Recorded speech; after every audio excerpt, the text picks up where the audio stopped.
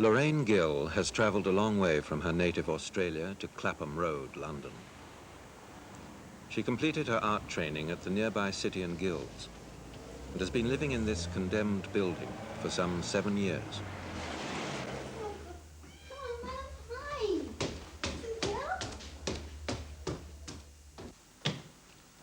What is this compulsion that forces her to paint? It's very difficult to identify compulsion because it's so much a part of one's being. You know, I don't think any of us can help what we are. But if I tried to identify it, it's an inner need, a very powerful one that sometimes I'm very happy to have because it gives me total meaning for my life. And one that sometimes I do that against because it forces me into situations which are almost all the time unhappy unless I am painting.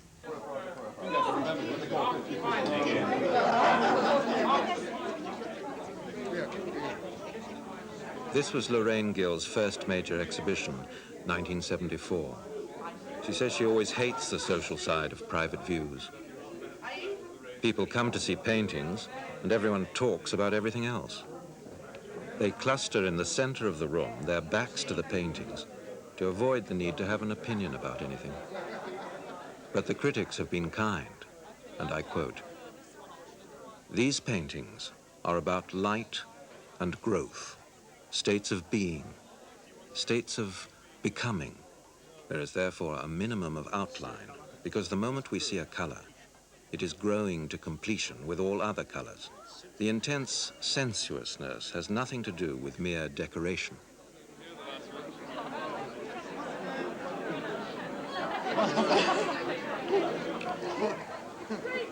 Here, the basic structures of line and curve evolve at one point in the canvas, building up into a not yet defined effect of form.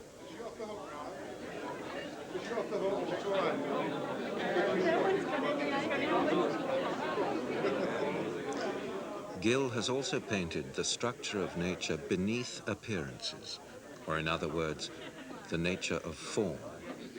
Her paintings, therefore, are based on structure and form and light.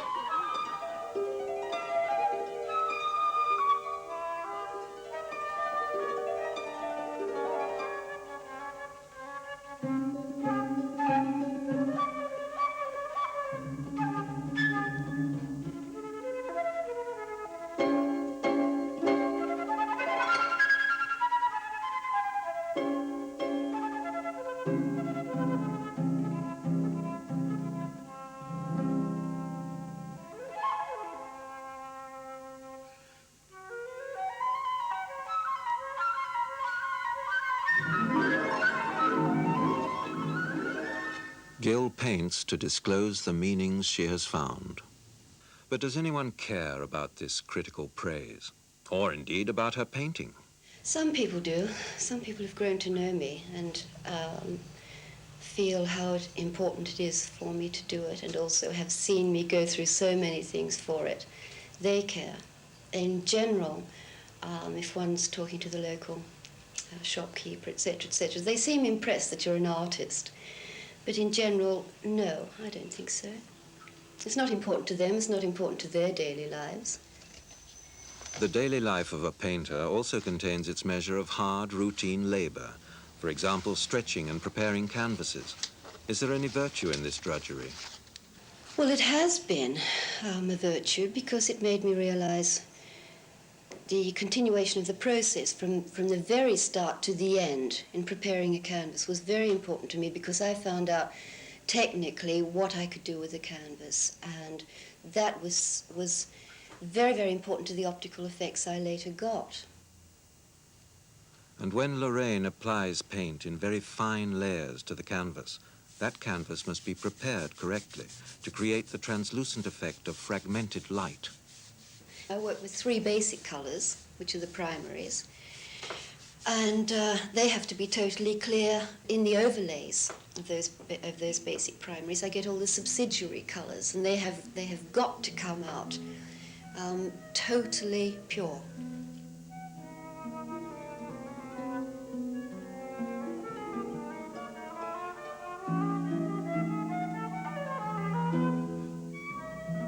made one painting which was 9 canvases square.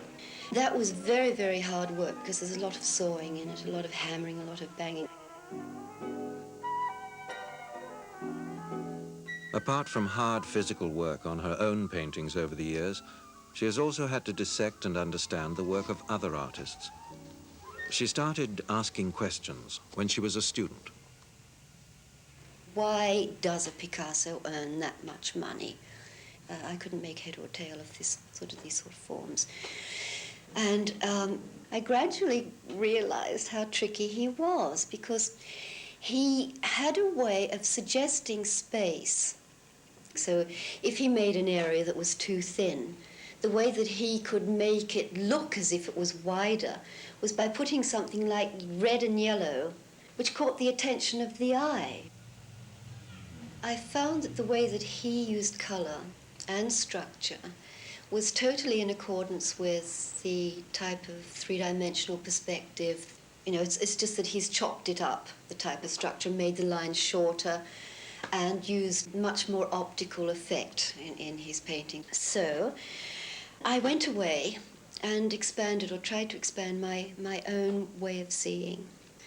So I did a self-portrait, which most people laughed at, because on first hand it is rather funny, but it's using potentially very, very loud colors which are difficult to balance. And all of those colors pure together are highly contrasting, so you've got to make them all sit on the canvas plane, but also make them work dimensionally. So at the end of the year, I got a scholarship to Florence, and so I toddled off.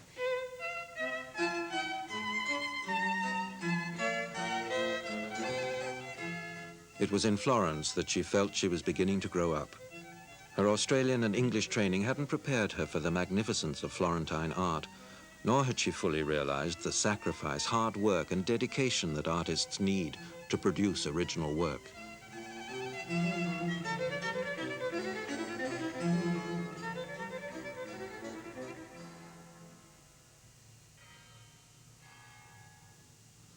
She was particularly impressed by the David of Michelangelo.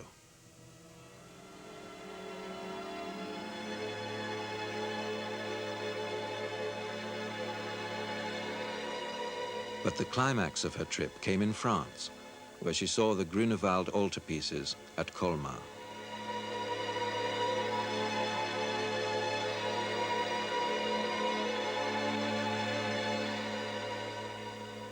The Annunciation was totally filled with color. The joyousness was with all the primary colors and their subsidiaries glowing. The colors were going through tones which played to me of music. It was orchestral.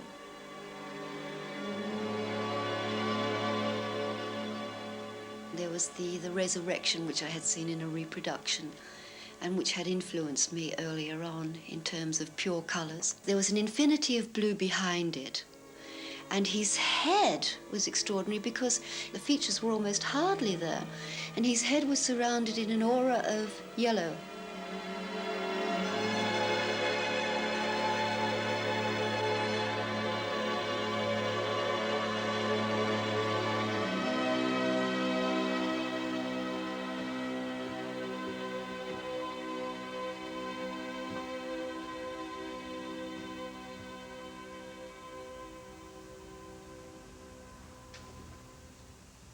Lorraine's experiences had been so overwhelming that when she came back, she felt she could never hope to achieve anything herself.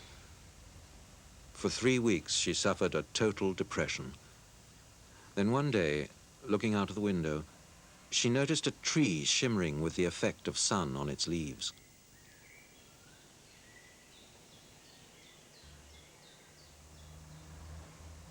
And suddenly she picked up a pencil and began to draw.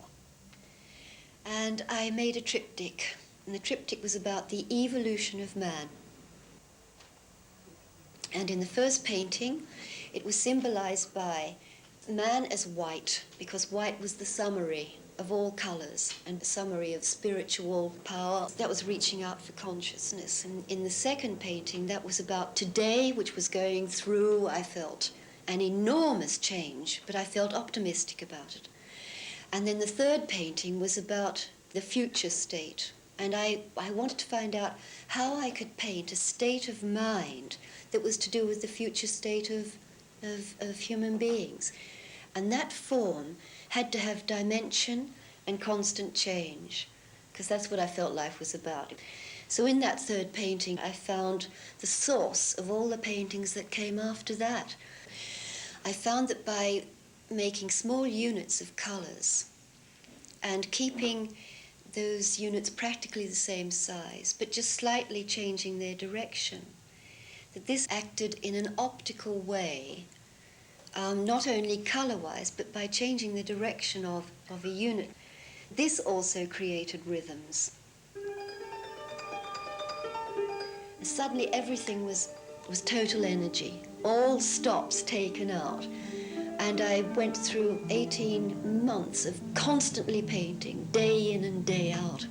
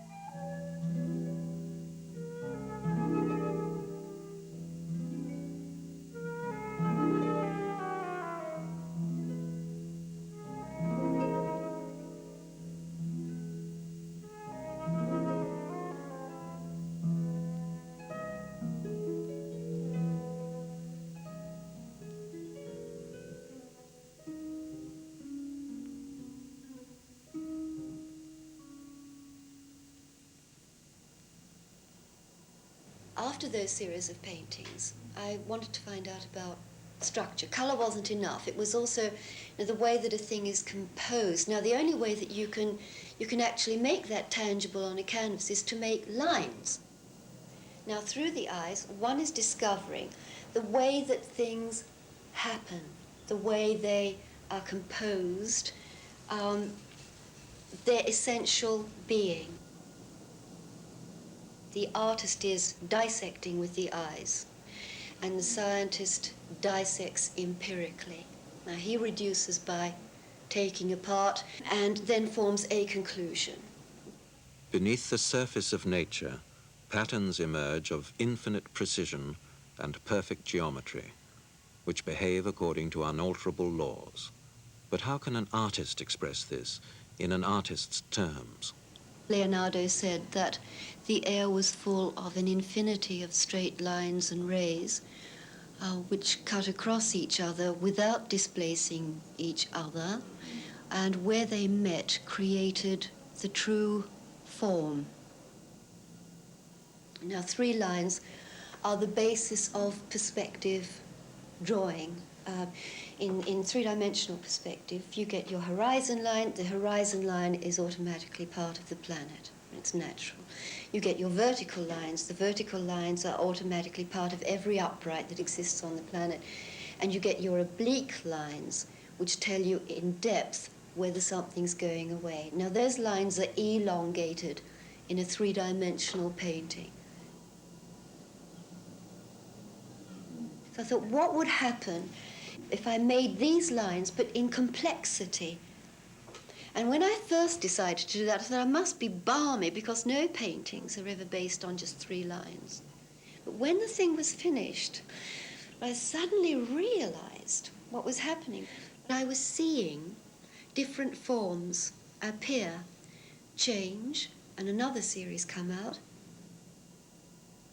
And I couldn't quite believe it. It was almost like seeing the way that Cezanne had joined up these tiny units of his colours into an overall pattern. You know, some people say jigsaw puzzle. He was saying, I want the geology, I want the inner structure of things to come from and give rise to form, not the already formed things that were just appearance. And so I thought, well, this must be, must be to do with the way that artists have always seen partly that structure to create illusions, and that type of evolution of three lines has always been there as a grammar of painting, and that by complexifying it, it provided enough information, if you like, on a painting or in a painting to allow the visual system to select from those three lines what it wanted to do. It was creating order.